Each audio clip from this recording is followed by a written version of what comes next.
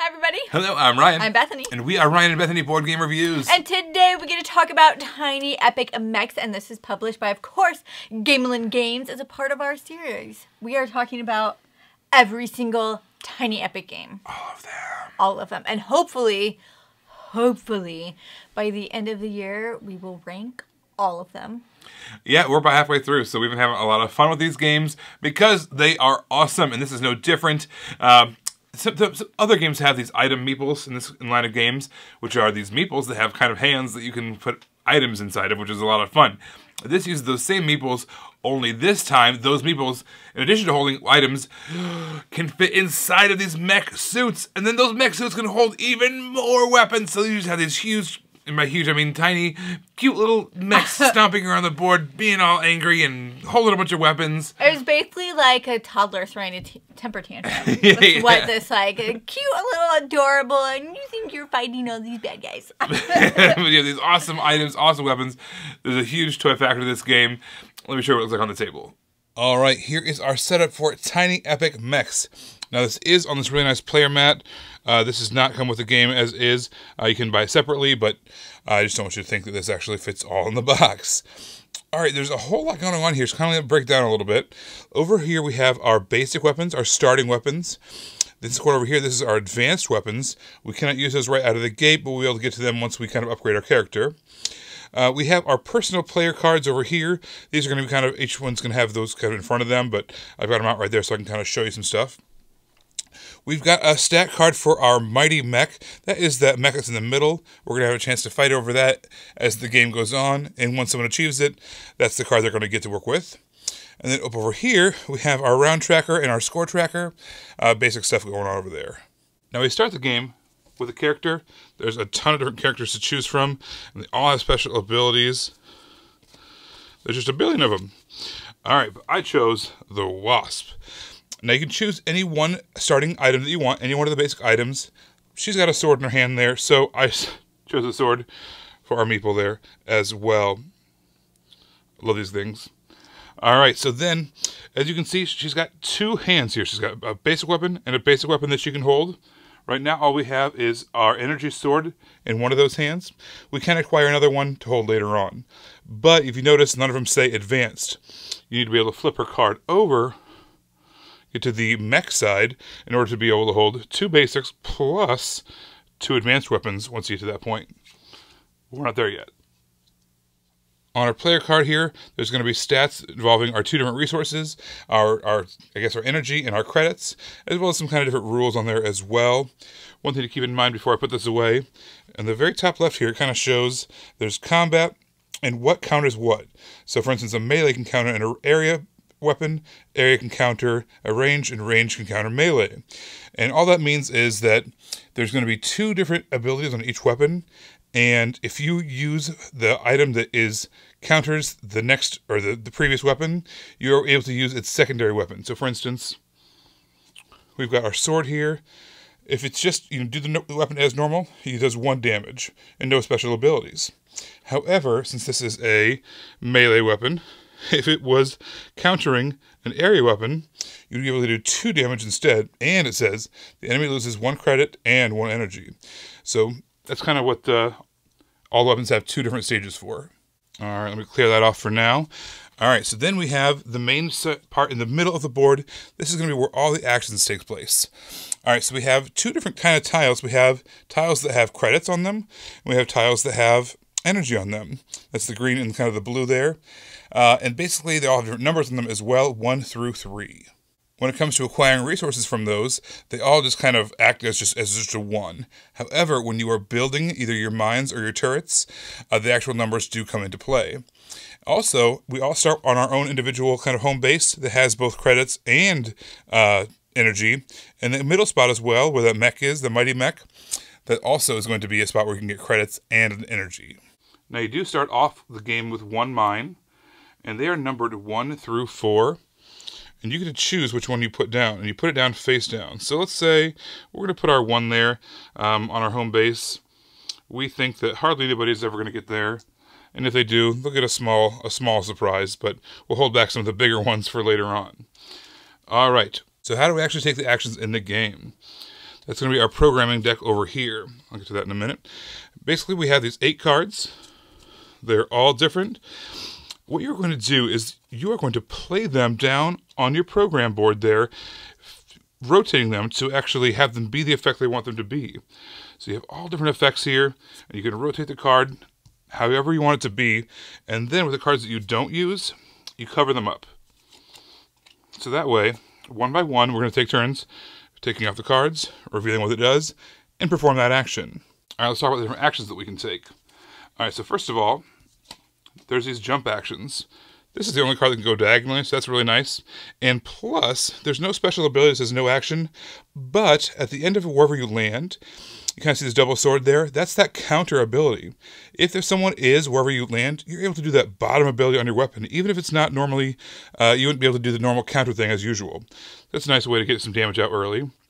This is a similar card, only lets you jump twice. You actually get to move 2 spots. It's the only card that lets you do that. We've got a card that says deploy turret. You basically move in that direction, and wherever you land, you deploy one of your turrets.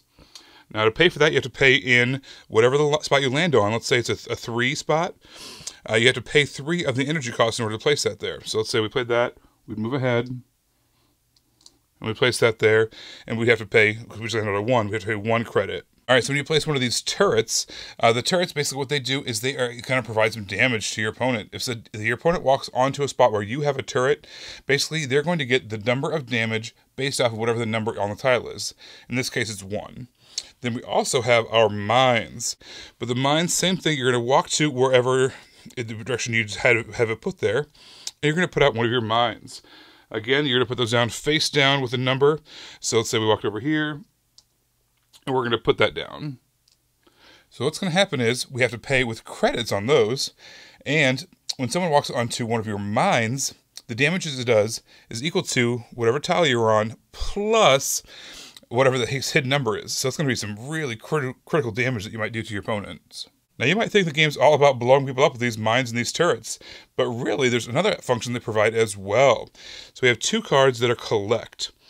What you do when you collect is, for wherever you have control of a tile, you are going to collect 1 resource of that type. And in the case of your own, your own base, it has 2 types, so you're going to collect 1 of each. And again, ignoring this time when you're collecting resources, ignoring the actual numbers on the board. It's always just 1 when you're collecting. So in that case, where the control of a tile is wherever your personal meeple is, plus wherever any of your mines or turrets are. So if we did this, we moved ahead and did a collect action, we would get, because we're standing on an energy, we'd get 1 energy, then we'd get a credit from those 2 spots, and then another energy and a credit from our home base, because we have a mine there also. So altogether, we'd get 3 credits and 2 energies.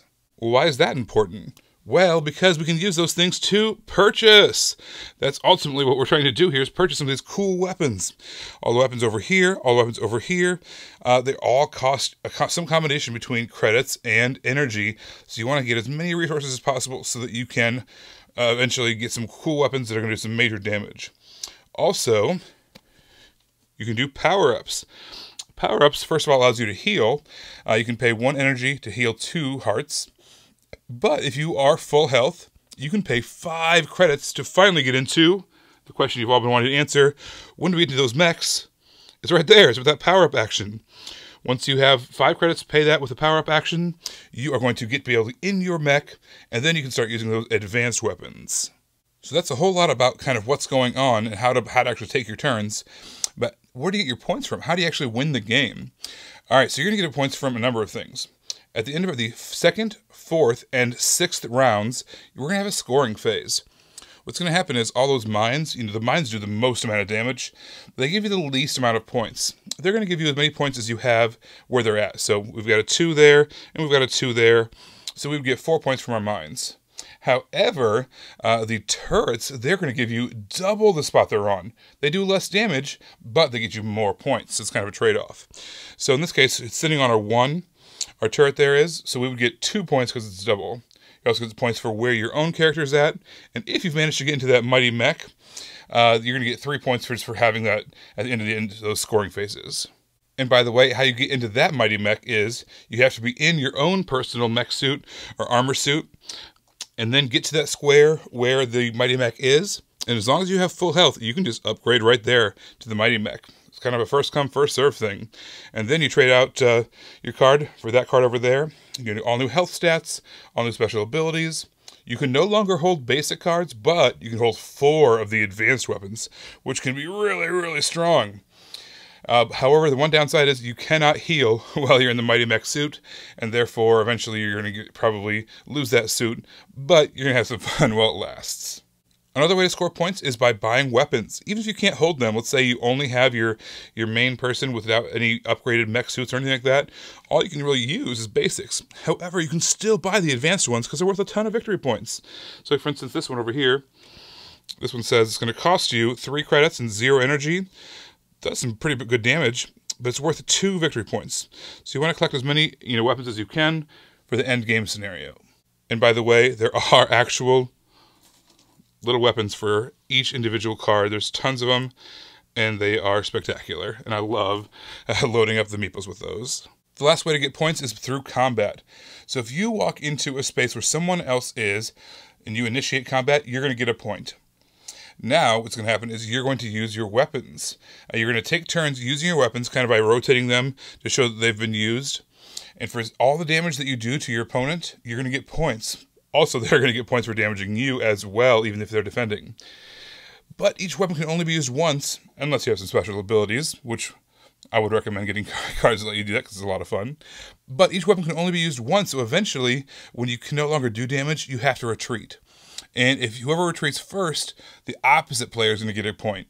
So you're going to get some points to that combat as well. So at the end of the 6th and final round, whoever has the most amount of points is going to win the game. Let me start off by saying where this game really impressed me. The other night, we are eating, and Ryan is like, hey, to our eldest daughter, do you want to play a game with us? Do you want to play Tiny Epic Mechs?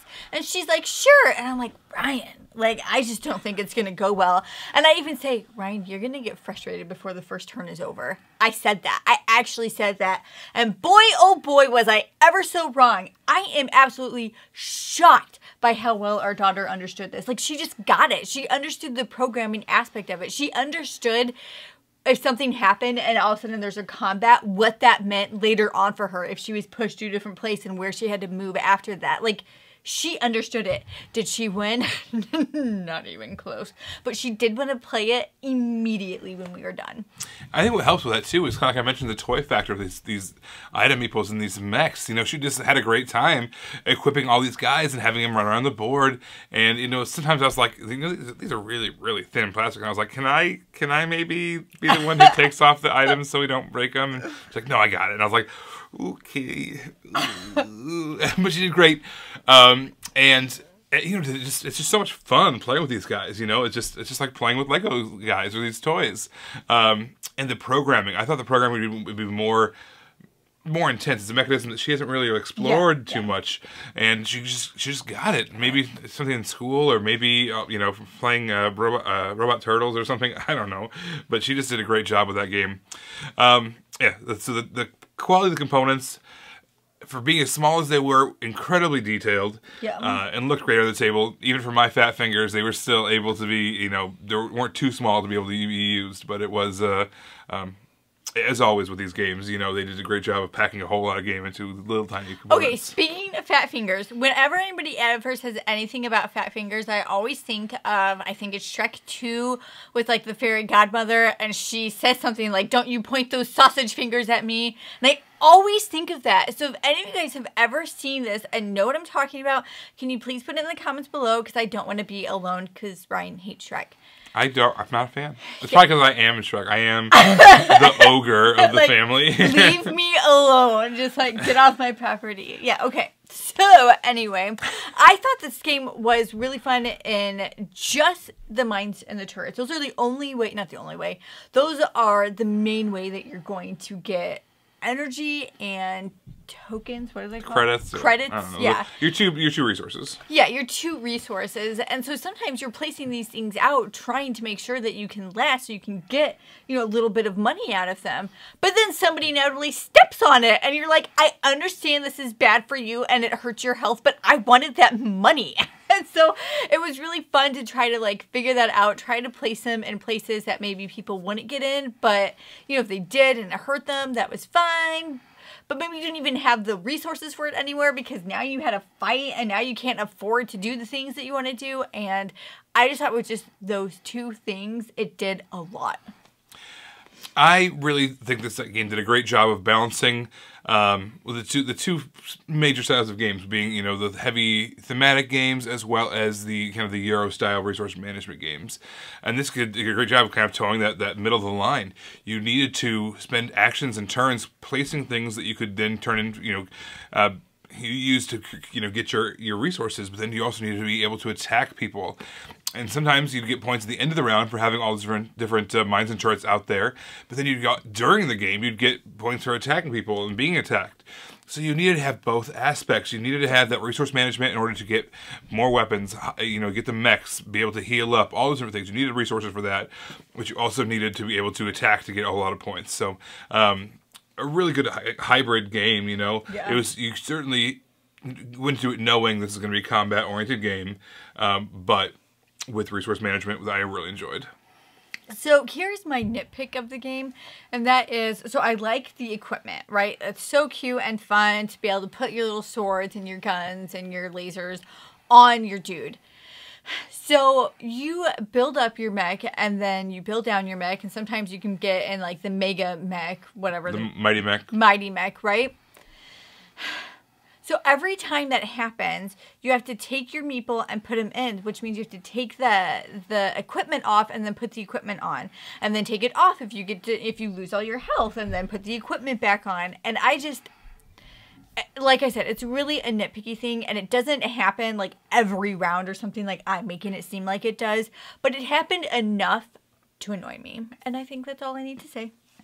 Yeah, I didn't think that was that bad. Plus, I enjoyed, you know, for me, playing Legos as a kid, I liked swapping out the weapons and all that kind of stuff and optimizing my setup for whatever was going on at the time. So that's why you wanted to do it with our eldest. It wasn't that you were trying to, like, protect the game. You just wanted to play with the Legos. I would rearrange it too, like, oh, I'll put that turret up here, it'll look cooler. And then oh, gosh. Yeah. The programming was the pièce de résistance of this game. I love programming games, and this was, I didn't expect this to be a programming game. It's how you're going to do your actions.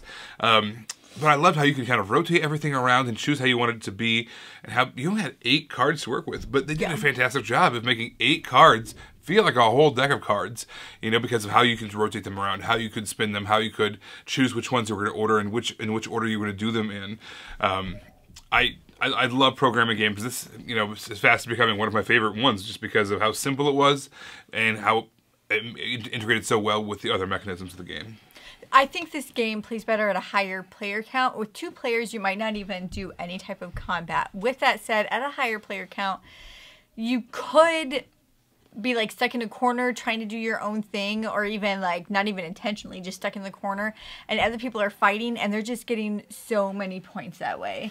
And so it could be that if you're not able to participate in the combat in a higher player game, there's just no way that you're gonna win. So that can be a little frustrating, but overall I just felt like there's a lot more going on with a higher player count. So that's where I enjoyed this at. Everybody, thank you so much for watching. Don't forget to subscribe so you can see our series as it continues and as we talk about all the Tiny Epic games and eventually our ranking of all the Tiny Epic games. Until then, you can find us on Facebook, we're Ryan and Bethany Board Game Reviews. On Twitter, we're Ryan and Bethany 1, and on Instagram, we are Ryan and Bethany. All right, guys, thanks for watching, and we will see you next time. Bye. Bye.